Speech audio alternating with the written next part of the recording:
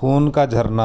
दुनिया की सबसे ठंडी जगह पर बर्फ़ नहीं, खून जैसा झरना फूटता है। अंटार्कटिका की सफ़ेद बर्फ़ के बीच अचानक दिखता है एक गहरा लाल झरना, मानो बर्फ़ रो रही हो। इसे कहते हैं ब्लड फॉल्स, और इसका रंग देखकर सालों तक साइंसदान भी हैरान रह गए। शुरू में लोगों ने सोचा ये किसी अजीब अलगी की वजह से है, या शायद यहाँ कोई कदीम जीवाश्म सड़ रहा है। लेकिन रिसर्च में पता चला इस झरने के नीचे एक सब ग्लेशियल लेक है जो करोड़ों साल से सूरज की रोशनी से दूर बंद है। इसमें मौजूद पानी नमक और आयरन से भरा है। जब ये पानी बाहर आता है तो ऑक्सीजन से मिलकर आयरन ऑक्साइडाइज हो जाता है और रंग खून जैसा लाल हो जाता है।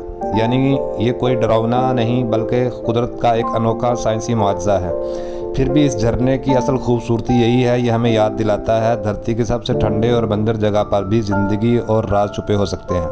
ये झरना दरअसल अंटार्कटिका के टाइल्स ग्लेशियर से निकलता है।